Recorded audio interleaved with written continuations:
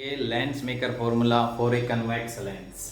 Lens maker formula हमारे पास convex के लिए भी है और कनकेव के लिए भी है, बट आज हम शुरू करने जा रहे हैं फॉर सबसे पहले कन्वेक्स के लिए। 12th क्लास से अपनी ऑप्टिक्स चली हुई थी, रनिंग में थी, तो आज हम जो डिस्कस कर रहे हैं वो लेंस मेकर फॉर्मूला। सबसे पहले फर्स्ट ऑफ ऑल डिस्कस करेंगे हम कन्वेक्स लेंस के लिए, ठीक है। तो सबसे पहली बात, जो आपका लेंस मेकर फॉर्मूला है ये आपकी हेल्प करता है टू डिजाइन ए लेंस, ठीक है, कि जो लेंस हम बनाते हैं तो उसके लिए हमें किस प्रकार का मटेरियल होना चाहिए, उसमें आपकी हेल्प करता है। ये फोकल लेंथ और रेडियस ऑफ कर्वेचर में आपको रिलेशन देता है। तो देखिए आज हम वो रिलेशन निकालते हैं इस वीडियो के अंदर। तो ये हमारे पास एक डबल कन्वेक्स लेंस हो गया, ठीक है। यहाँ पर जो ऑब्जेक्ट हम लेके चलते हैं वो भी हमारा एक पॉइंट ऑब्जेक्ट होगा। अब इस पॉइंट ऑब्जेक्ट की ये आपके पास इमेज बन जाएगी, ठीक है। अब देखिए एक्चुअली में आपने पीछे मिरर और सरफेस पढ़े हैं, तो लेंस के अंदर क्या होती है, एक्चुअली में डबल सरफेस होती है। तो डबल सरफेस होती है तो पहली सरफेस से लाइट का रिफ्रैक्शन होगा, उसके बाद फिर दूसरी सरफेस से लाइट का रिफ्रैक्शन होगा, ठीक है। तो लाइट जो आपके पास, जैसे लेंस में डबल सरफेस है तो डबल आपके पास रिफ्रैक्शन होगा इसी के अंदर, ठीक है। तो सबसे पहले लाइट आपकी इस सरफेस से रिफ्रैक्शन होगा। तो पहले लाइट आपको, मान लो ये बाहर का मीडियम को मैं रेयर नाम देता हूं, इधर वाला ये डेंसर लेता हूं लेंस का, ठीक है। तो पहले लाइट आपकी रेयर से डेंसर की तरफ जा रही है, ठीक है, समझ गए। उसके बाद फिर डेंसर से रेयर की तरफ जाएगी, ठीक है भाई। तो सबसे पहले आपके पास रेयर से डेंसर में जा रही है, तो पहली सरफेस से रिफ्रैक्शन के बाद में, सिर्फ फर्स्ट सरफेस से रिफ्रैक्शन के बाद में जो इमेज बनती है उसको नाम दे दिया मैंने आई डैश, ठीक है। अब उसके बाद में पहली सरफेस अगर होती है तो इमेज बनती है आई डैश। अब अगर दोनों सरफेस से रिफ्रैक्शन की बात करें तो दोनों सरफेस से रिफ्रैक्शन के बाद में जो इमेज बनी ये है आपकी फाइनल इमेज आई, ठीक है। तो ऑब्जेक्ट से यहां पर आपके पास ये ऑप्टिकल सेंटर हो गया, इधर दोनों पोल हो जाएंगे, इस साइड में भी एक इस साइड में हो जाएगा, ठीक है, P1 P2। सेम ऐसे इधर सेंटर ऑफ कर्वेचर आपके पास हो जाएंगे C1 और C2, ठीक है। C1 आपकी साइड में हो जाएगी, इधर C2 हो जाएगी। क्लियर हुआ? ये C1 C2 आपकी सेंटर ऑफ कर्वेचर हो गई। ये हमारे पास ऑब्जेक्ट हो गया। ऑब्जेक्ट से यहां पर ऑप्टिकल सेंटर के बीच की डिस्टेंस आपको पता है U हो जाएगी। ये फाइनल इमेज से जो डिस्टेंस है उसको हमने नाम दिया V, और सिर्फ फर्स्ट सरफेस से रिफ्रैक्शन के बाद जो इमेज बनी उसको नाम दिया, वो इमेज डिस्टेंस क्या हो गई, V1 हो गई, ठीक है।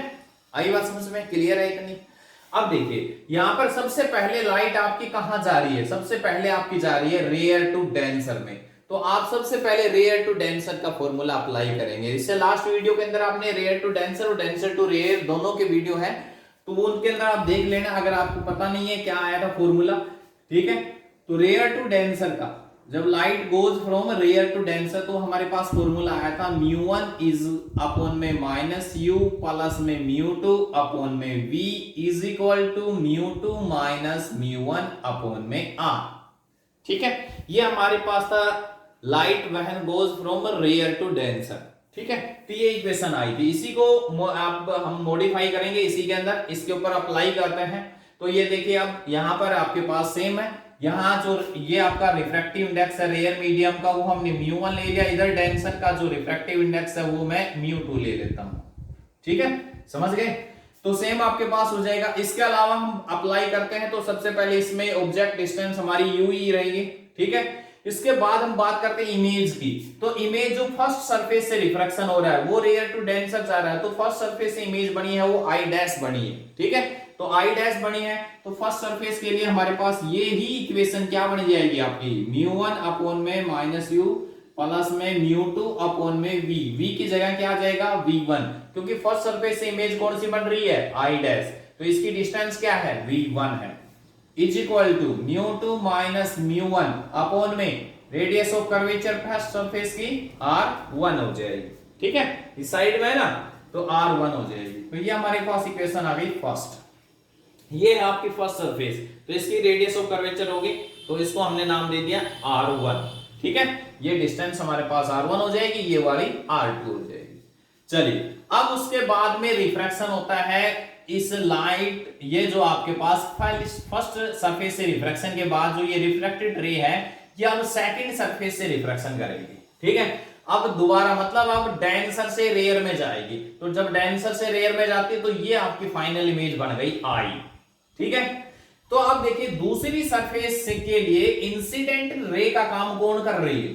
सेकंड सरफेस के लिए फर्स्ट सरफेस की रिफ्रैक्टेड रे दूसरी सरफेस के लिए इंसिडेंट का काम कर रही है। ठीक है, समझ में आई बात? तो इसी वजह से फर्स्ट सरफेस की जो इमेज बनी है, जिसको आपने नाम दिया है V1 डिस्टेंस, ठीक है, I डैश जिसको नाम दिया है, वो इमेज डिस्टेंस आपकी सेकंड सरफेस के लिए ऑब्जेक्ट का काम करेगी। ठीक है, आई बात समझ में? सबसे पहले तो मैं फॉर्मूला अप्लाई करता हूं। तो we know that when light goes from denser to rarer, तो क्या आएगा फॉर्मूला? कुछ नहीं, बस आपको ज्यादा याद नहीं करना है, जो आपके एक याद रखना है रेयर टू डेंसर का। इसी के अंदर जहां μ1 है उसकी जगह μ2 रख दो और μ2 की जगह μ1 रख दो, बस इतना सा चेंज करना है आपको। ठीक है, ये आपके पास फॉर्मूला बन गया है, ये डेंसर टू रेयर का। अब इसके ऊपर इसको हम यहां पर अप्लाई करते हैं, तो क्या बनता है देखिए, तो μ2 अपॉन में u मतलब ऑब्जेक्ट डिस्टेंस। तो अभी मैंने बताया इसकी ऑब्जेक्ट कौन होगा? दूसरी सरफेस से रिफ्रैक्शन, दूसरी सरफेस से लाइट कौन सी इंसिडेंट हो रही है? जो पहली की रिफ्रैक्टेड रे थी वो दूसरी की इंसिडेंट है। ठीक है, तो पहली सरफेस से जो इमेज डिस्टेंस बनी वो इमेज डिस्टेंस दूसरी सरफेस के लिए क्या होगी? ऑब्जेक्ट डिस्टेंस होगी। ठीक है, तो यहां पर हम u की जगह क्या रखेंगे? V1, तो ये आ जाएगा आपके पास V1 प्लस में μ1 अपॉन में इमेज आपकी फाइनल वो हमारे पास V है। ठीक है, is equal to μ1 minus μ2 upon में रेडियस ऑफ कर्वेचर होगी इसकी R2। ठीक है, ये इक्वेशन नंबर होगी 2। Now adding first and second, adding equation first and second, दोनों इक्वेशंस को ऐड कर लीजिए। ठीक है, दोनों को ऐड करेंगे तो देखिए ये वाली टर्म आपकी कैंसिल आउट हो रही है, μ2 अपॉन V1 यहां पर प्लस का है, यहां पर माइनस का, ये कैंसिल आउट हो जाएंगे, ये दोनों बचेंगे आपके पास। तो क्या बचेंगे? वो मैं जो बच रहा है वो लिख रहा हूं, μ1 अपॉन में V माइनस μ1 अपॉन में U इज इक्वल टू, इन दोनों के अंदर से मैं μ2 माइनस μ1 कॉमन निकाल लेता हूं, तो क्या बचेगा आपके पास? μ2 माइनस μ1, ये हमने कॉमन निकाल लिया यहां से, तो ये आ जाएगा 1 अपॉन में R1 माइनस 1 अपॉन में R2। ठीक है, समझ गए बात को? क्लियर है? हमने ऐड किया है बट यहां से μ2 माइनस μ1 को कॉमन लिया है, तो यहां पर 1 अपॉन R1 बच जाएगा, और यहां पर आपके पास ये देखो μ1 माइनस μ2 है ना, तो इसमें से माइनस कॉमन निकालेंगे तो वो माइनस आपका यहां आ जाएगा। ठीक है, आगे बात समझ में? क्लियर है? ये तो कैंसिल आउट हो गए, अब ये दोनों बचे हैं, बस इन दोनों को आपको ऐड करके दिखाना है। क्लियर हुआ? यहां से μ1 कॉमन है, इसको कॉमन लेके इधर भेज दो, क्या बचेगा? 1 upon V minus 1 upon U is equal to μ2 upon में μ1 हो जाएगा, यहां पर बचेगा 1 और यहां पर सेम एज इट इज रहेगा 1 अपॉन में R1 minus 1 upon R2।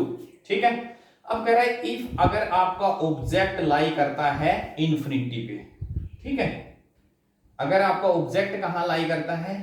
If object lie at infinity, ठीक है, देन v जो है वो हमारे पास किसके इक्वल हो जाएगी? क्योंकि इमेज कहां बनेगी? जब ऑब्जेक्ट हमारा, आपने पीछे मैंने मिरर के बारे में बताया था, तब आपको लोगों को बताए थे कि अगर ऑब्जेक्ट इंफिनिटी पे तो होता है तो इमेज आपकी बनती है फोकस पे, और अगर ऑब्जेक्ट फोकस पे है तो इमेज इंफिनिटी पे। तो अब ऑब्जेक्ट आपका इंफिनिटी पे लाई कर रहा है तो v किसके इक्वल हो जाएगी? f के।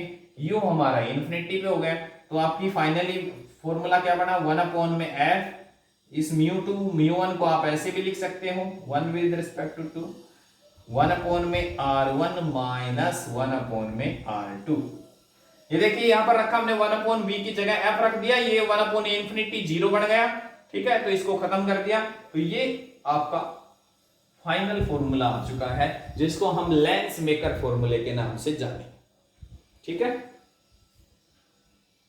तो ये था हमारा lens maker formula for a convex lens के लिए। ठीक है, अब हम बात करते हैं कनकेव की।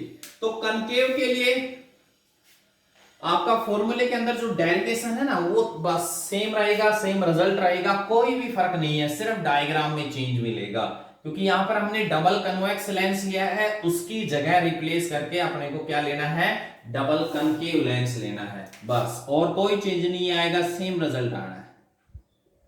ठीक है, तो कनकेव लेंस में क्या आ जाएगा जी, पहले कनकेव लेंस ले लीजिए आप अच्छी तरह से।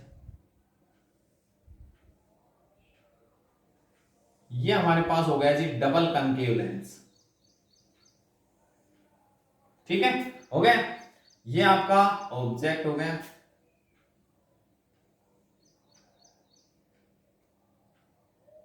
ठीक है, ये राइट ऐसे गई पहली सरफेस से, पहली सरफेस से रिफ्रैक्शन हो रहा है, तो पहली सरफेस से ये जो इमेज बनी वो ये हो गई आपकी, क्या नाम दिया इसका, आई डैश, ये ऑब्जेक्ट था।